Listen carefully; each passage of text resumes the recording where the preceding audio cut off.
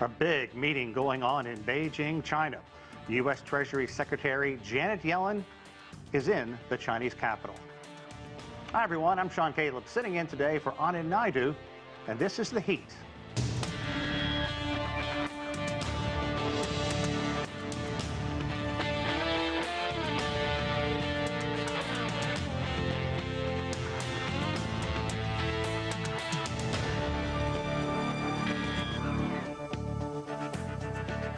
The U.S. Treasury Secretary Janet Yellen is on a 4-day visit to China.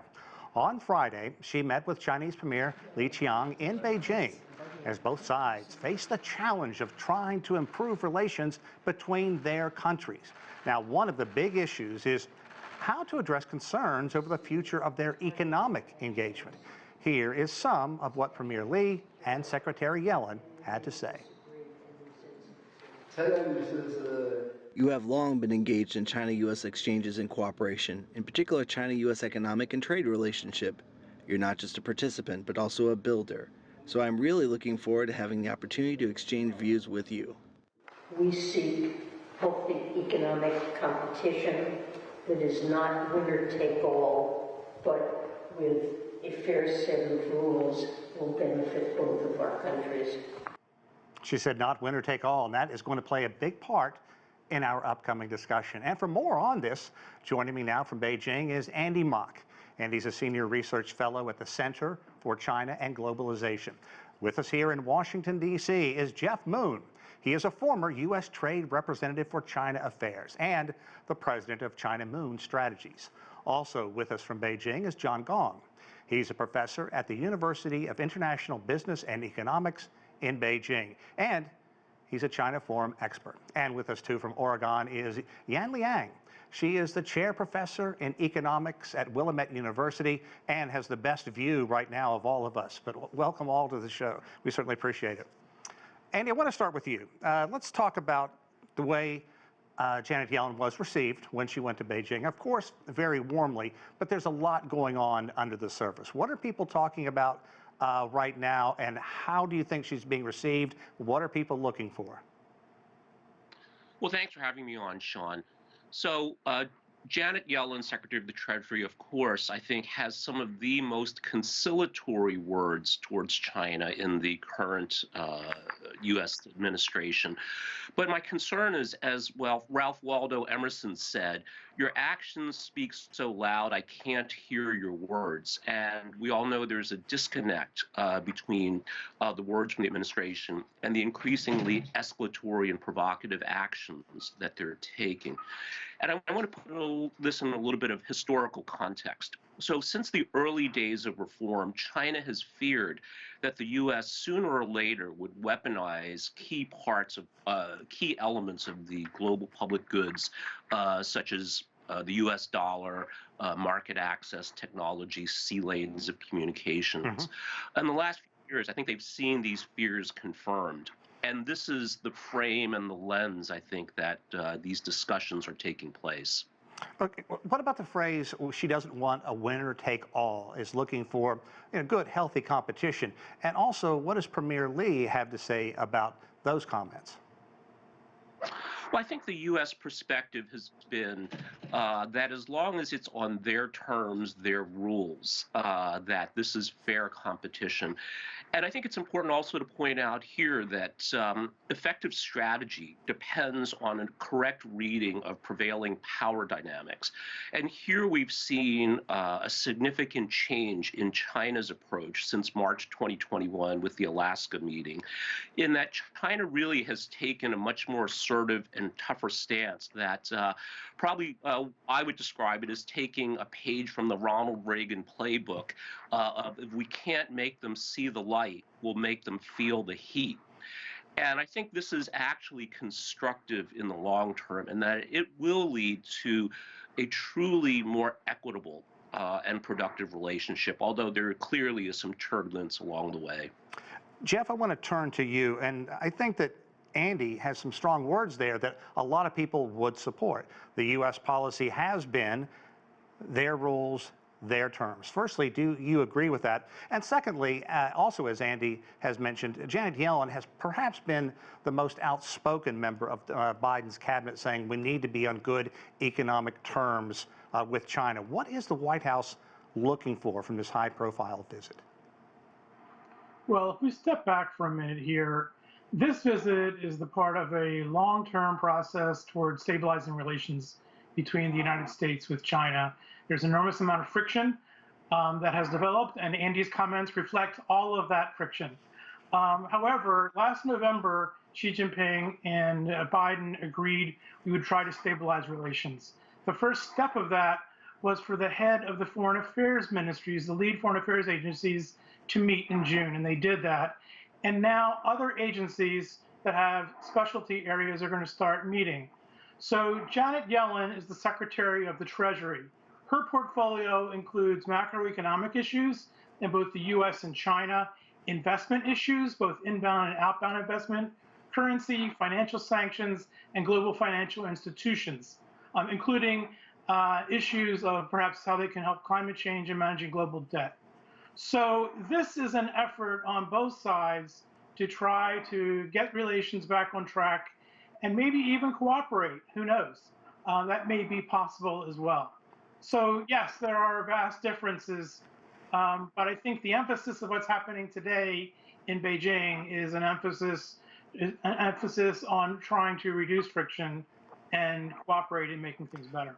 Yeah, you know, I think you're exactly right, and that's one thing we have seen with not just high-profile U.S. government visits, but also high-profile visits in the business sector as well. John, I want you to listen to a segment, if you will. This is what Yellen had to say just a short while ago when she said, it is not the time for the U.S. to consider decoupling. Here's what she said.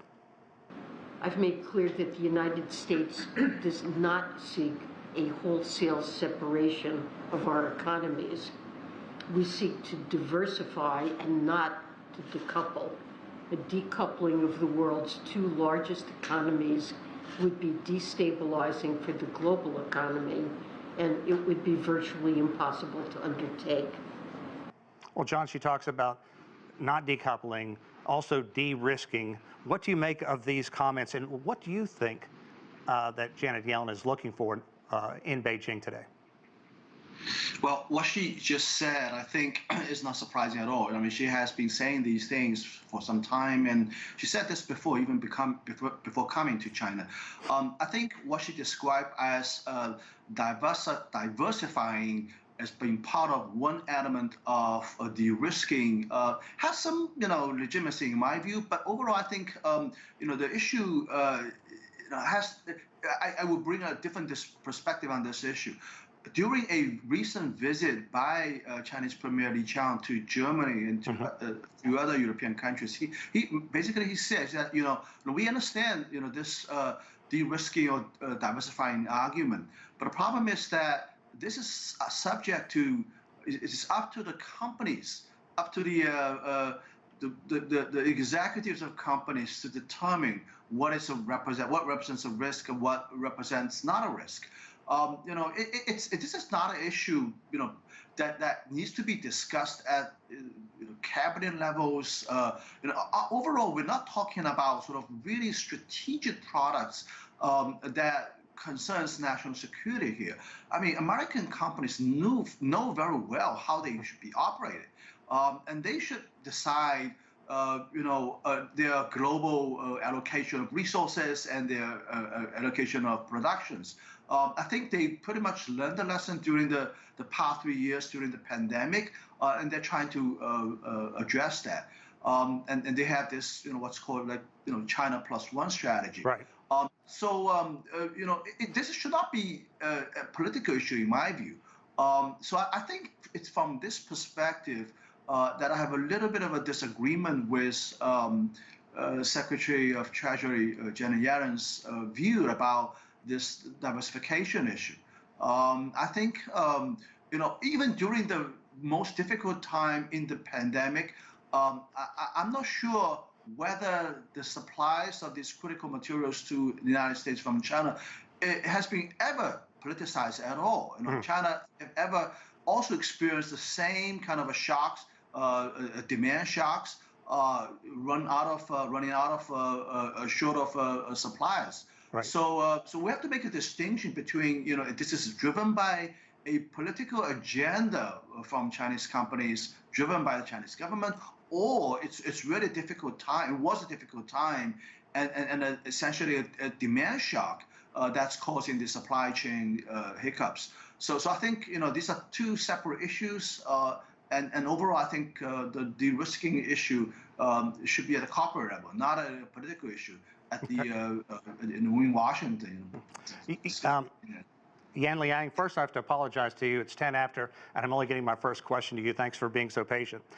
Secondly, we've been talking about so many of the negatives, but what about the fact that China and the United States still have a very strong trade relationship between the two nations? I think something like, what, $690 billion US dollars in 2022 alone, and this is despite the ongoing feud about those levies, those taxes and tariffs that were levied, and China's arguable tit-for-tat response to all this. Where do you think the things stand in terms of relationship between trade between these two nations? Is it good? Clearly, people want it to get better. Yeah, good to talk to you, Sean. So I think the reality is the wholesale decoupling is not realistic. And I think that's why the United States administration is now walking back, right, from their earlier rhetoric about decoupling. But I think there's still very much a lot of, I would say, dark clouds when it comes to two countries' economic relationships. First of all, I think just from the words, when you listen to President Xi Jinping, he emphasized three principles: mutual respect, peaceful coexistence, and also win-win cooperation. Mm-hmm. But when you listen to Janet Yellen, in April, she delivered a talk at Johns Hopkins, and I think that represents the administration's three principles.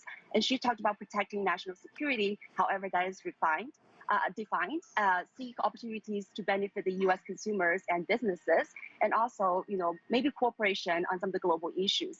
So just from the principles, you can see, how China emphasized that neutrality, where the United States, on the other hand, seem to be really saying, we define the terms, what kind of national security we seek to protect, and we're going to see opportunities to benefit our own, citizens. So I think that is in some ways problematic, especially if you don't well define what national security is. Then de-risking can easily go from the so-called small yard high fence to a much more wholesale decoupling, in reality. Mm-hmm. And secondly, I think I agree with the earlier panelists that there are a lot of actions that differ from the words, like the tariffs. But the reality again is that businesses are business. They are not necessarily following the political rhetoric. And so there's definitely fertile grounds for two countries to resume a more normal trade relationships. But again, the difficulty is that there are the risk request from China's side. Mm-hmm. They wanted to remove the tariffs. They wanted to, take concrete actions to correct some of these export bans. And for the United States, they also wanted to, sort of improve the favorable conditions for businesses and remove some of these sort of punitive, in their words, actions towards their firms. But I think that is quite interesting. When you think about the U.S. is putting 600 plus Chinese firms on their entity lists, right, and China is only, targeting a few firms that are really, connected with the military industrial complex. And to our panel, I have a lucky seat here. I can see you all react to this. And if you do want to follow up to something somebody's saying, by all means, just jump in. But Andy, I want to turn to you. Let's talk more about these tariffs. Let's talk more about the taxes and China's response to all of this. Yellen says she's concerned about China's new export controls, and even went and met with some Chinese leaders with a group of U.S. business leaders. What does that say? Well, I think this goes back to China's new approach, which is very much based on the prevailing power dynamics today, in that China long has sought to work with the U.S. in an amicable way. But then given the U.S. Stance towards China, I think China's taken a much tougher line. And if the U.S. cannot see the light, they certainly will feel the heat, whether that's in restrictions with gallium and germanium, this action towards Micron, really, U.S. feeling the pressure here. So I think this is the new world that we're living in. That being said, I agree, Sean, with your comment that I'm also cautiously optimistic that things will improve, largely because China, I think, holds most, if not all, of the high cards here. China not only, of course, has an enormous market, but it is an increasingly open market, not just for American companies, European companies, companies all around the world. We've seen enormous advances in Chinese diplomacy, from brokering the Iran-Saudi Arabia rapprochement, the recent switching of diplomatic recognition of the Honduras, et cetera, et cetera, et cetera. So I'm cautiously optimistic that we'll avoid a catastrophic military conflict here, and that the U.S. may actually succumb to China, not with a bang, but with a whimper. Interesting. Jeff, you've had a lot to chew on in the last 10 minutes or so. I want to ask you about the indications that corporate America really values a very strong relationship, or at least a healthy relationship with China, and kind of compare and contrast that to the political undertones that we hear in the United States. In any way, do those political discussions threaten to derail what could be a very positive four-day meeting? Well, let me respond to a couple of things here. I mean, for listening to the previous three speakers, you would think that China is so beleaguered by the West and so abused by the West. You would never know that China runs a trade surplus with the United States in the hundreds of millions of dollars. You would never know that China's Manufacturing 2025 plan is a winner-take-all plan that explicitly says it will exclude foreigners in the Chinese and then the international markets in the 10 top technologies. I will not get into all the cases of Chinese economic coercion in recent years. Just look at Lithuania and Australia in the past few years. So China having mutual respect and love among all people, those are fine words, but those are not the economic reality and China's economic behavior. A couple other things that were mentioned: tariffs. For purposes of this program and the Yellen visit in China right now, tariffs are not in Janet Yellen's portfolio. That belongs to the U.S. Trade Representative. Same thing with export controls. Export controls belongs to the Ministry of Commerce. So you are not going to see any progress on those issues during this visit. They may come up in the course of discussion, but frankly, asking Janet Yellen to do those things is the equivalent of me going to the Chinese Agriculture Ministry and asking them to purchase semiconductors or electronics. It's just the wrong person. And then the comments about decoupling. I think the comments that we've seen so far reflect the Chinese perspective on how economics works. In China, the government orders and has the 5-year plan. In the United States, the U.S. government is not telling people how to decouple or that they should decouple. I personally on this program have said that decoupling is impossible, and that whether you call it de-risking or diversifying, what is happening is that in the supply chain, as China has demonstrated with regard to germanium and gallium, there is concern that China will abuse its stranglehold or choke points in certain ways that will disadvantage. And that is causing a tectonic shift. The two countries and their economies are slowly separating in key ways, but they will never decouple. And how about if I stop there? Well, let me ask you to follow up, though, on the question that I did ask you. We know that Janet Yellen brought a number of American U.S. business leaders to sit down with Chinese government officials as she was making some of her points. How do you think that U.S. businesses are viewing their opportunities in China? Clearly, you touched on it somewhat, but without question, there is that frustration. Well, there are many long-standing complaints about lack of market access, about subsidies. They are documented every year in the U.S. Chamber of Commerce and the European Chamber of Commerce white papers. There are many problems. China likes to politicize high-level visits by corporate leaders, but what is really happening is that I think a lot of companies are moving away from China, because while China says that it is open to foreign investment, it has passed an espionage law that will enable almost any person for almost any reason to be detained indefinitely, and there are people who are being detained as we speak. So the business environment is very problematic. John, can I get your response to that? Well, there's a series of things happening on both sides. Some of them can be interpreted as tit for tat. Some of them can be interpreted as coming strictly out of national security concerns. I mean, it's not just the United States concerned about national security. Country here is also concerned about national security as well. Some of them would be interpreted as, in my view, as responses designed specifically to certain measures being taken on the other side.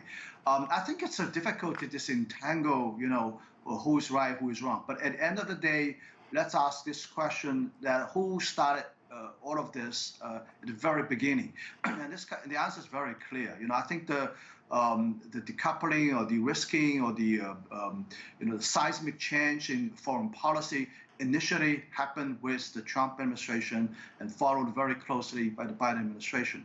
So in a sense, China has to respond to that. Now, with respect to American companies operating in China, they're sort of caught in the middle. And I think that the concerns about market access, about government subsidies, and by the way, American companies are also receiving government subsidies here in China as well from the Chinese government. I mean, they're not, and I have plenty of examples of that. That's and the subsidy issue is also being conducted in the United States as well. I mean, if you look at the CHIPS Act, look at the Inflation Reduce Act. I mean, these are copycat policies designed to attract investment and help domestic companies and with federal subsidies. I mean, it's not just the Chinese side that's complaining. I mean, European side is also complaining about this as well. Okay. So I think at the end of the day, it's kind of difficult to say whose fault is it. Right. Nobody's clear, in my view. But I think you made your point very strongly there. Again, Liang, I would like to switch to you. I want to talk about something a bit different. Now, I understand Jeff's point. The Treasury Secretary is not there to talk about trade issues. That's very clear. But if you talk about what's leading the economic growth, if you will, in both the United States and China, a lot of people are discussing AI. To any degree, do you think AI is going to be part of what goes on behind the scenes there? Yes, absolutely. But I want to just make just two more quick responses to Sure. Jeff's point. And I think for one is, even though Janet Yellen does not directly oversee some of the issues that he mentioned, but let's not forget, Janet Yellen was actually the one strong voice opposing the tariffs because it's a tariff that hurts the consumers. And so she has been a strong advocate of that. So I think her words definitely play a weighty role in decision and policy making in Washington, D.C. So I think that's very important. And for two, I also agree with Sean Gong that a lot of the things that, the two sides could point finger at each other, China never really claimed to be the victim, right? And it actually acknowledged a lot of the benefits from the multilateral system and try to really advocate for and support the kinds of system. But I think it's the recent, all kinds of actions from the United States, for example, the very arbitrary export bans on semiconductor technologies that looks really like trying to confine China's technological development, and that makes China very uncomfortable.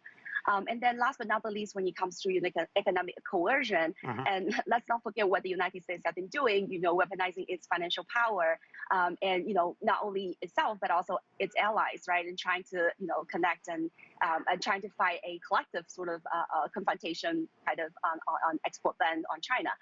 So going back to the AI and other technologies, and I think, again, this is cutting edge technologies, and there's a lot of breakthroughs. There are a lot of futures for these kinds of technologies, and not just AI, but also a lot of green technologies that I think are super important for mankind's future. And I think the United States and China should definitely work together in collaborating. U.S. and China are actually close collaborators in many of these cutting technologies in the past. Right. They produce much more, co-author papers and research projects than many other countries in the world. So I think it's definitely very important for the two countries to work together, and technology really holds the future. But I think the difficulty, again, is the political, right? It's a lot of these tensions about what kind of data can be used, what kind of technology can be shared. And that goes back to this, tariffs. I think Janet Yellen definitely has her pragmatic and reasoned approach to tariffs, but we're facing a political electoral cycle, and that would make it very difficult for any of positive actions to be taken. Andy, we are getting tight on time, but I want to ask you about the fact that Blinken was just in China. Now we have Yellen and also some of the big business leaders in the United States. Jamie Dimon was over there, Elon Musk. What do you think this says? Are we having any kind of thaw? Are people really now talking about seriously moving things forward? Well, Sean, I mentioned earlier that China has many of the high cards. The one card the U.S. is playing, of course, is technology.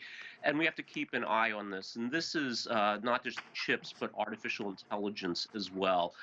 And I think the fact that Elon Musk, Jamie Dimon, many corporate leaders are coming to China and wanting to engage just shows that the upside of the relationship.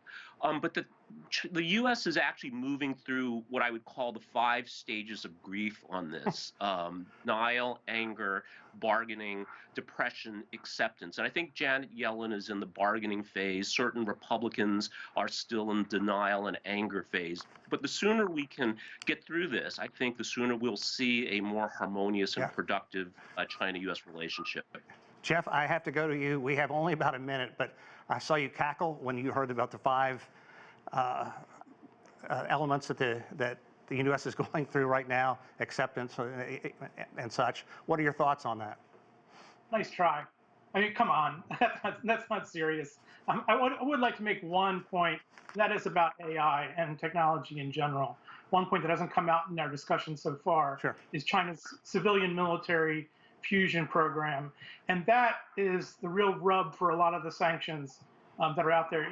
China wants to cast this as economic warfare, but if you look in every statement from the United States, it's about concern that China is taking civilian technologies like AI and using them for military purposes that could be used back against the United States. And so there's a real danger in that respect. And this is not just arbitrary or just trying to...